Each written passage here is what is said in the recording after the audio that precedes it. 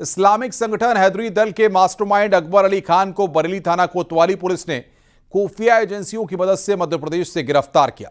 इस दल पर आरोप है कि ये शातिर सोशल मीडिया के जरिए देश विरोधी गतिविधियों को अंजाम दे रहे थे।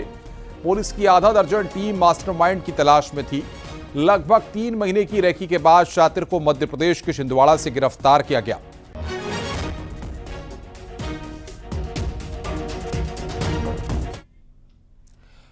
आगे बढ़ते हैं। बड़ी खबर इस वक्त मुरादाबाद से है। कुंदरकी थाना क्षेत्र में नर्सिंग की छात्राओं से छेड़छाड़ का मामला सामने आया है। पुलिस ने इस मामले में केस दर्ज कर छेड़छाड़ करने वाले 4 युवकों को गिरफ्तार कर भेज दिया है। चारों आरोपी हुसैनपुर के रहने वाले हैं। दरअसल 8 सितंबर को छात्राएं अपने भाइयों के साथ बाइक और स्कूटी पर मेला देखने गई थीं। वापस लौटते समय नानपुर स्थित हाईवे पुल से पहले से मौजूद आरोपियों ने छेड़छाड़ की। भाइयों के विरोध करने पर गाड़ी की चाबी निकालकर फेंक दी और डराने के लिए फायरिंग भी की।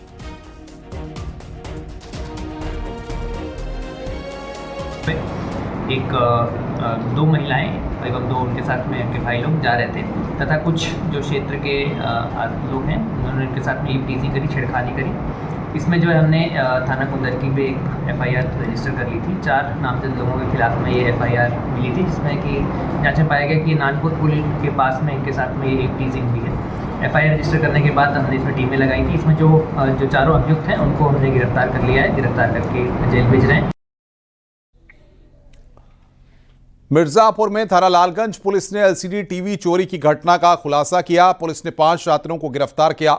इनके पास से चोरी के 40 टीवी, पिकअप गाड़ी और मोटरसाइकिल बरामद की है। हैरानी की बात यह है कि जिस शख्स ने चोरी की घटना की रिपोर्ट दर्ज कराई थी वही शख्स मास्टरमाइंड निकला है। वहीं पीलीभीत की सुनगढ़ी थाना पुलिस ने मुखबिर की सूचना पर 2 शातिर चोरों को गिरफ्तार किया। इनके पास से 9000 कैश और चोरी का सामान बरामद हुआ है। बलिया में प्राथमिक स्वास्थ्य केंद्र पर चार्ज लेने आए वार्ड बॉय की बाइक पर चोरों ने हाथ साफ कर दिया। हालांकि बाइक की चोरी की घटना का वीडियो सामने आया है। पुलिस मामले की जांच में जुटी हुई है।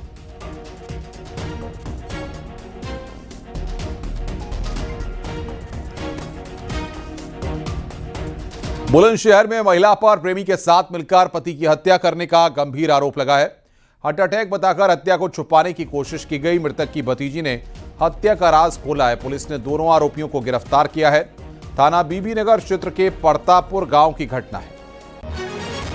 संबंध में दोनों को हिरासत में लेकर पूछताछ की गई। दोनों ने अपराध को कबूल किया है और दोनों की निशानदेही पर एक चुन्नी बरामद हुआ है जो घटना में गला दबाने में प्रयुक्त हुआ है। इस संबंध में धारा 103 BNS के अंतर्गत अभियोग पंजीकृत किया गया है।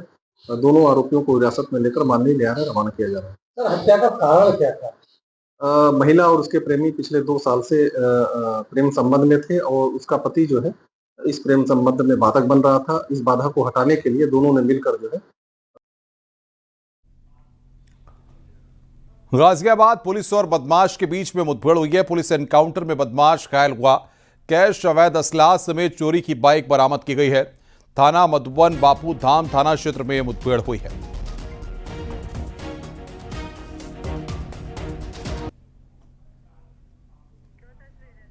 ये 2 तस्वीरें इस वक्त आप देख रहे हैं। पहली तस्वीर गाजियाबाद की जहां पर एक बदमाश घायल हुआ और दूसरी तस्वीर बागपत की जहां पर एक हिस्ट्री शीटर को गिरफ्तार किया गया।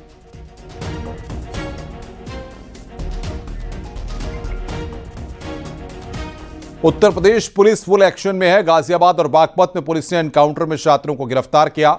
बड़ौद पुलिस और कुख्यात बदमाश के बीच मुठभेड़ हुई। एनकाउंटर में हिस्ट्री शीटर आरिफ को पैर में गोली लगी है। मथुरा से बड़ी खबर यहां पर आ रही है। मथुरा पुलिस को बड़ी कामयाबी मिली है। पुलिस ने छात्रा के साथ रेप के आरोपी टेम्पू सवार को आखिरकार गिरफ्तार कर लिया। आरोपी की निशानदेही पर टेम्पू बरामद करने गई पुलिस टीम को आरोपी ने चकमा देने की कोशिश की। दरोगा की पिस्टल लेकर आरोपी ने भागने की कोशिश की तो पुलिस ने गोली मारकर उसे घायल किया। मुठभेड़ में आरोपी के पैर में गोली लगी है। थाना जमुना पार इलाके की घटना है। बता दें कि पीड़िता यमुना एक्सप्रेसवे के रायाकट से टेम्पू में सवार हुई थी। जब पुलिस द्वारा इसको ललकारा गया तो उसने पिस्टल से फायर कर दिया पुलिस की तरफ, जानलेवा जान से मारने की नीयत से। इसके बाद तत्काल पुलिस द्वारा त्वरित कार्रवाई करते घेराबंदी करते हुए इसको रक्षात्मक फायर किया गया, जिससे कि ये घायल हुआ है और इसको अस्पताल एडमिट कराया गया है और आगे विधिक कार्रवाई प्रचलित है। सहारनपुर पुलिस ने कोर्ट से जारी वारंट पर कार्रवाई करते हुए बेहट पुलिस ने 5 वारंटियों को गिरफ्तार कर जेल भेज दिया। प्रभारी निरीक्षक के नेतृत्व में पुलिस टीम ने इस अभियान को चलाया। गिरफ्तार अभियुक्तों में जुआ, गोवध, शस्त्र और कई आपराधिक धाराओं में वांछित अपराधी शामिल हैं। पुलिस का कहना है कि अपराधियों पर कड़ी निगरानी रखी जा रही है।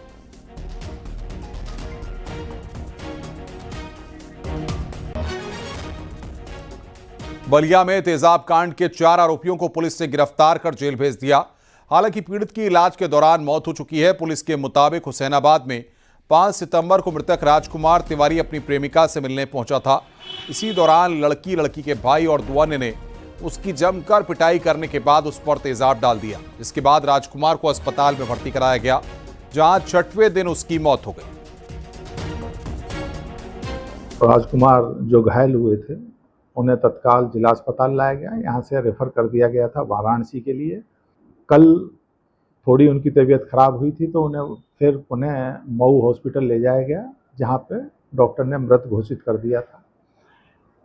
इस पूरे घटनाक्रम में परिजनों के जो मृतक राजकुमार हैं उनके परिजनों से पुलिस लगातार संपर्क में थी और ये जानने का प्रयास कर रहे थे कि आखिर घटना का सत्य क्या है। खबर पीलीभीत से है। तेज रफ्तार का कहर देखने को मिला है। तेज रफ्तार कार ने बाइक सवार को टक्कर मारी। हादसे में बाइक पर सवार 3 लोगों की दर्दनाक मौत हो गई। हादसे के बाद कार ड्राइवर मौके से फरार हो गया।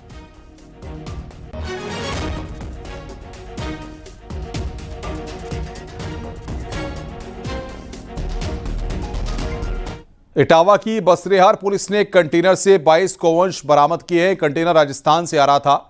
इटावा के वरिष्ठ पुलिस अधीक्षक ने बताया कि एक सूचना के आधार पर पुलिस ने गौवंशों से भरे कंटेनर को जब्त किया है। सभी बरामद गौवंशों को गौशाला भेज दिया गया। इस संबंध में ये जो कंटेनर है ये राजस्थान का है और इसके जो बैकवर्ड और फॉरवर्ड लिंकेज है उनको हम इन्वेस्टिगेशन में शामिल करेंगे और इस रैकेट में जितने भी लोग शामिल हैं उनके खिलाफ कड़ी विधिक कार्रवाई करेंगे। क्या ये जो कंटेनर पकड़ा गया है इससे पहले भी इस तरीके से तस्करी में शामिल था? ये इन्वेस्टिगेशन में पता चलेगा, लेकिन जो अभी तक सूचना मिल रही है उसमें ये पता चला है कि ये काफी संगठित तरीके से ये काम करते रहे हैं और निश्चित रूप से ये कंटेनर पहले भी हो सकता है कि यूज हुआ हो। मेरठ पुलिस ने एक पटाखा फैक्ट्री पर छापा मारकर भारी मात्रा में पटाखा बनाने का सामान बरामद किया है। साथ ही एक शख्स को भी हिरासत में लिया गया है। थाना कोतवाली क्षेत्र के वेदवाड़ा इलाके में स्थित पटाखा फैक्ट्री पर पुलिस ने रेड मारी। पुलिस ने बताया कि शहर के बीचों बीच चल रही फैक्ट्री से बड़ा हादसा हो सकता था, क्योंकि फैक्ट्री में सुरक्षा के कोई इंतजाम नहीं थे।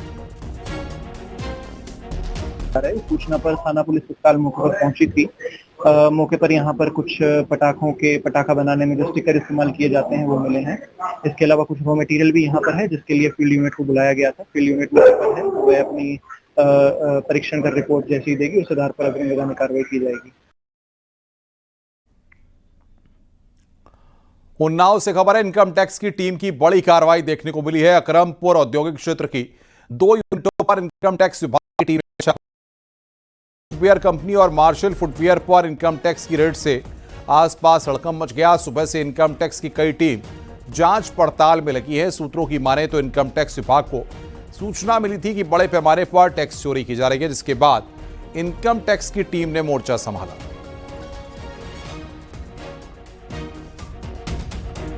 कानपुर देहात के सिमरामऊ गांव में अचानक कच्चा मकान ढह गया। मलबे में फंसे मां और बेटी फंस गई थी। जेसीबी की मदद से दोनों को बाहर निकाला गया। अस्पताल में डॉक्टरों ने मां और बेटी को मृत घोषित कर दिया है।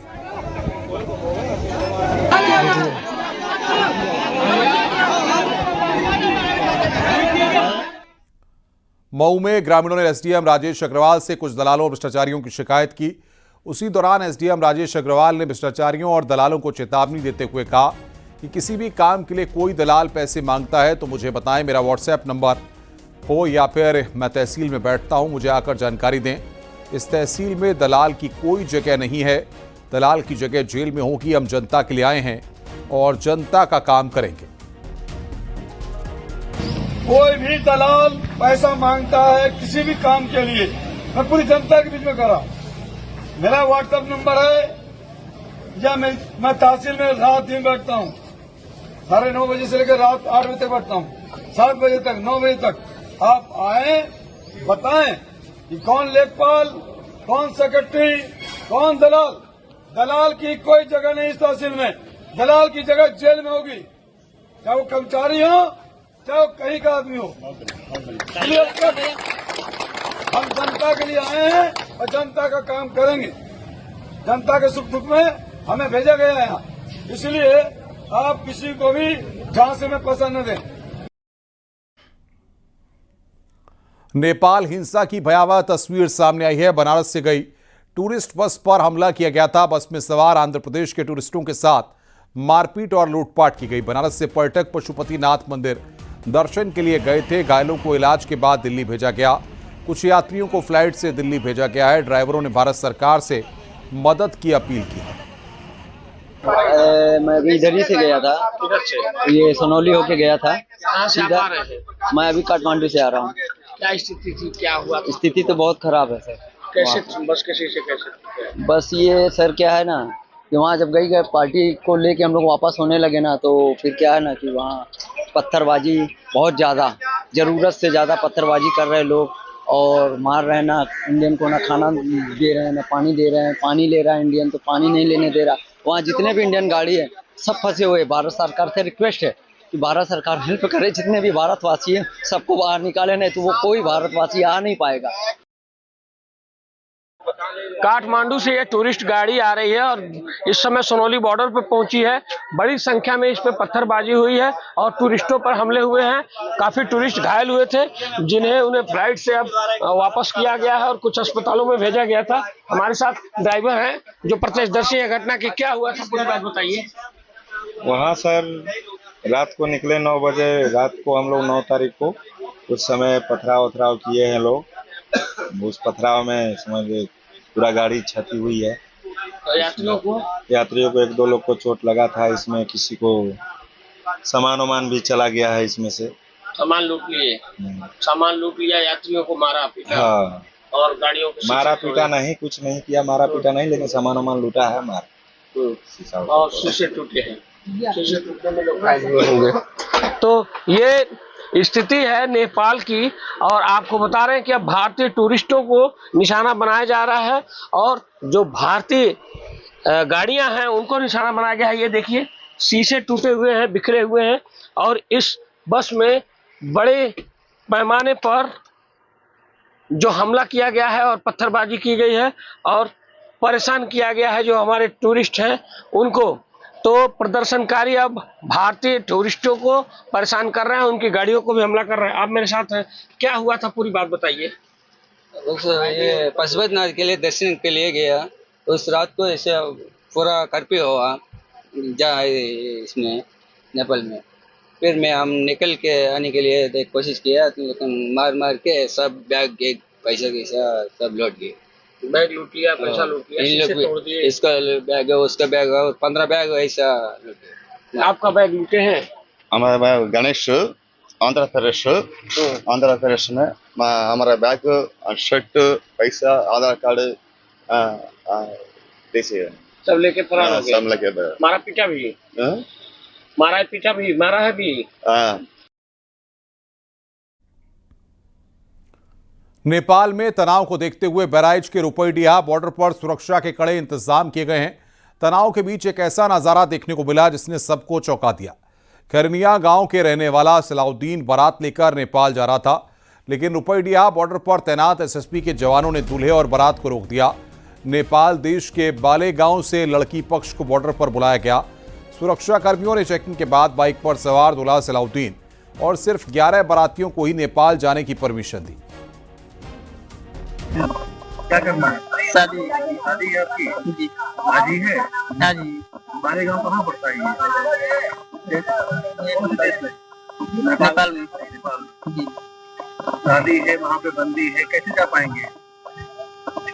वो तो जी कैसे जाओगे वहाँ? अब उधर से लड़के वाले आएंगे फिर इधर से लड़के वाले आएंगे जी। सिद्धार्थनगर में नेपाल भारत सीमा को लेकर पुलिस सतर्क है। सिद्धार्थनगर के करीब 68 किलोमीटर सीमा नेपाल से लगती है। नेपाल में तनाव के बाद बॉर्डर पर सतर्कता बढ़ा दी गई है। पुलिस और एसएसपी के जवान बॉर्डर पर लगातार पेट्रोलिंग कर रहे हैं। नेपाल जेल तोड़कर भागे 11 संदिग्ध कैदियों को बॉर्डर पर रोका गया है, उनसे पूछताछ की जा रही है। एमएचए की गाइडलाइन के मुताबिक नेपाल पुलिस से संपर्क कर जानकारी जुटाई जा रही है। पेट्रोल और पिकेटिंग ड्यूटीज लगातार वहाँ कर रहे हैं, वहाँ सतर्कता बढ़ाई गई है। बॉर्डर की स्थिति सामान्य है, लेकिन और नेपाली काउंटर पार्ट्स के साथ कोऑर्डिनेशन और संवाद जारी है और वहाँ पे सतर्कता बरती जा रही है। अभी कुछ नेपाली कैदी भी जेल तोड़ के जो फरार हुए हैं वो भारत में घुसने का प्रयास कर रहे थे, उनको बॉर्डर पर रोका गया है। एमएचए की गाइडलाइंस के अनुसार उनसे डील किया जा रहा है। इसके अलावा स्थिति वहाँ अभी सामान्य है। इस्लामिक संगठन हैदरी अल दल के मास्टरमाइंड अकबर अली खान को बरेली थाना कोतवाली पुलिस ने खुफिया एजेंसियों की मदद से मध्य प्रदेश से गिरफ्तार किया। इस दल पर आरोप है कि ये शातिर सोशल मीडिया के जरिए देश विरोधी गतिविधियों को अंजाम दे रहे थे। पुलिस की आधा दर्जन टीम मास्टरमाइंड की तलाश में थी। लगभग 3 महीने की रेकी के बाद शातिर को मध्य प्रदेश के छिंदवाड़ा से गिरफ्तार किया गया। हैदरी दल का नेटवर्क आतंकी संगठनों से जुड़ा होने की आशंका जताई जा रही है। बता दें कि इस्लामिक संगठन हैदरी दल का कंट्रोल रूम मध्य प्रदेश के छिंदवाड़ा में था।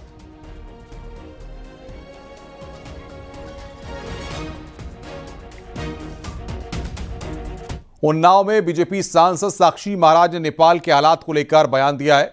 उन्होंने कहा कि नेपाल में हुई घटना लोकतंत्र के लिए शर्मनाक है। हम बांग्लादेश को भूल नहीं पाए थे कि नेपाल के हालात सामने आ गए। भगवान पशुपतिनाथ से प्रार्थना करते हैं कि वो सबको सद्बुद्धि दें।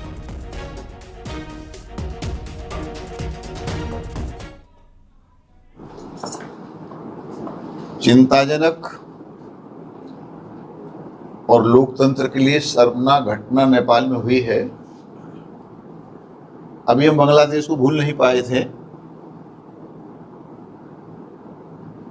कि नेपाल की स्थिति सामने आई। हम भगवान पशुपतिनाथ से प्रार्थना ही कर सकते हैं कि सबको सद्बुद्धि दे और नेपाल अपने आप को संभाले, वहाँ के लोग अपने आप को संभालें। नेपाल का जो नाम है, उसका व्यक्तित्व है, उसमें नेपाल की स्थापना हो।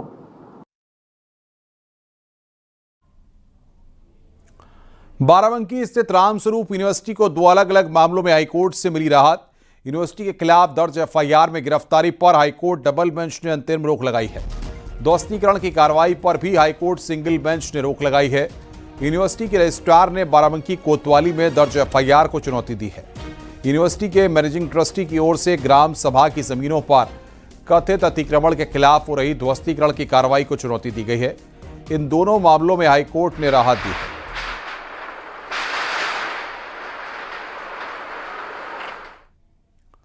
गाजीपुर में भारतीय जनता पार्टी के कार्यकर्ता की मौत पर एक्शन हुआ है। पुलिस की पिटाई से मौत के मामले में एक्शन किया गया। नोरेरा एसएचओ समेत 6 पुलिसकर्मी सस्पेंड किए गए हैं। एसएचओ, एसआई, हेड कांस्टेबल और 3 कांस्टेबल सस्पेंड किए गए हैं। थाने में तैनात 2 एसआई, 3 कांस्टेबल लाइन हाजिर किए गए हैं। मामले की मजिस्ट्रेटी जांच के आदेश दिए गए हैं। नोरेरा थाने में पुलिस की पिटाई से बीजेपी कार्यकर्ता की मौत का आरोप है। 9 सितंबर की रात थाने पर धरना दे रहे बीजेपी कार्यकर्ताओं पर लाठीचार्ज हुआ था। लाठीचार्ज में घायल बीजेपी कार्यकर्ता सियाराम की आज मौत हो गई थी।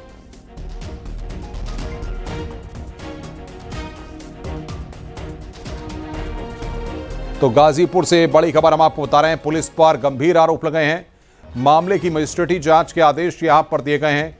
गाजीपुर में बीजेपी कार्यकर्ता की मौत के मामले में पुलिस कप्तान ने यहां पर एक्शन लिया है। यह बड़ी खबर इस वक्त हम आपको बता रहे हैं। इस पूरे मामले में यहां पर कार्रवाई की गई है। बड़ी खबर इस वक्त की हम आपको बता रहे हैं। गाजीपुर से इस वक्त की बड़ी खबर।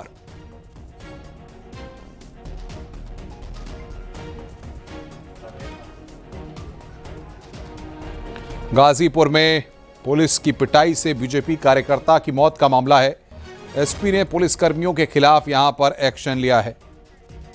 और बातचीत करने के लिए हमारे संवाददाता मनीष हमारे साथ फोन लाइन पर जुड़ रहे हैं। मनीष, क्या जानकारी आपको मिल पा रही है? आपको बता दें कि ये पूरा मामला नौनहरा थाने से जुड़ा हुआ है, जहां पर बीती 9 नवंबर की रात को कुछ बीजेपी कार्यकर्ता धरना दे रहे थे और इस दौरान कार्यकर्ताओं का आरोप है कि पुलिस ने लाइट बंद कर लाठीचार्ज किया और इस लाठीचार्ज में कई बीजेपी कार्यकर्ताओं को चोटें आई थी, घायल हुए थे। उन्हीं में से एक कार्यकर्ता जिसका नाम सियाराम उपाध्याय है, उसकी आज मौत हो गई, जिसके बाद लोगों में और बीजेपी कार्यकर्ताओं में रोष था। इस पूरे मामले को लेकर गाजीपुर एसपी ने 6 पुलिसकर्मियों को सस्पेंड किया है, जबकि 5 पुलिसकर्मियों को लाइन हाजिर किया है। 6 पुलिसकर्मी जो सस्पेंड किए गए हैं उसमें आरोपी नौनहरा एसआई, एक एसआई, एक हेड कांस्टेबल और 3 कांस्टेबल हैं, जबकि 3 एसआई और 2 सिपाहियों को लाइन हाजिर किया गया है। जी बहुत बहुत शुक्रिया आपका हमारे साथ जुड़ने के लिए और तमाम अपडेट्स देने के लिए।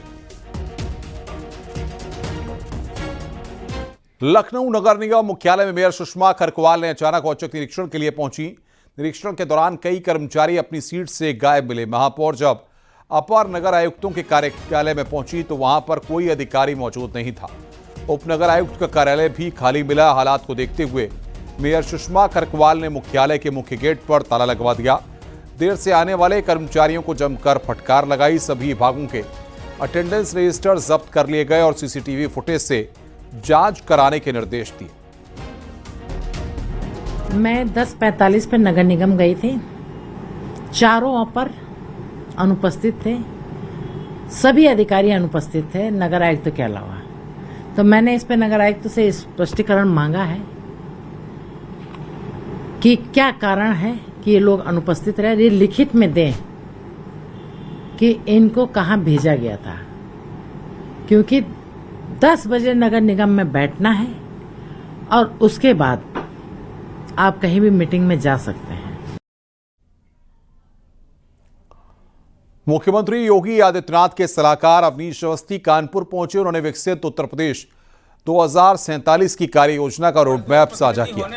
उन्होंने बताया कि विशेषज्ञों की सलाह और जन सहभागिता के साथ विकसित उत्तर प्रदेश 2047 की कार्य योजना तैयार की जा रही है। यह योजना सामाजिक आर्थिक विकास, डिजिटल इंडिया के दृष्टिकोण, बुनियादी ढांचे, रोजगार, शिक्षा, स्वास्थ्य और हरित विकास जैसे क्षेत्रों में समग्र प्रगति पर केंद्रित है। इस कार्य योजना से उत्तर प्रदेश को वैश्विक निवेश केंद्र, कुशल मानव संसाधन का गढ़ और भारत की आर्थिक प्रगति का सर्वोच्च स्तंभ बनाया जाएगा। मजदूर प्रतिनिधि होने के नाते कि हर जनपद में हमारे रिटायर्ड ऑफिसर्स जाएंगे, 5-5 ऑफिसर्स अलग अलग क्षेत्र के। आज हम लोग कानपुर कल से आज में यहाँ आए हुए हैं। 75 जनपदों में ये कार्यक्रम चल रहा है और अगर आप देखेंगे तो विकसित उत्तर प्रदेश के लिए जो आर्थिक क्षेत्र है, जो इंफ्रास्ट्रक्चर का क्षेत्र है, जो पर्सन रिलेटेड क्षेत्र है यानी हेल्थ और एजुकेशन का क्षेत्र है, सभी क्षेत्रों में कहीं ना कहीं सुझाव लोग दे सकते हैं। इसमें एक QR कोड दिया हुआ है। इस QR कोड पर कोई भी व्यक्ति अपने स्मार्टफोन से 3 सुझाव दे सकता है। लखनऊ एयरपोर्ट पर fast track immigration trusted traveller programme की सुविधा शुरू हो गई है। केंद्रीय गृह मंत्री अमित शाह ने एयरपोर्ट के टर्मिनल 3 पर इसके काउंटरों का वर्चुअल उद्घाटन किया। यह सुविधा भारतीय पासपोर्ट और overseas citizen of India card धारकों के लिए शुरू की गई है।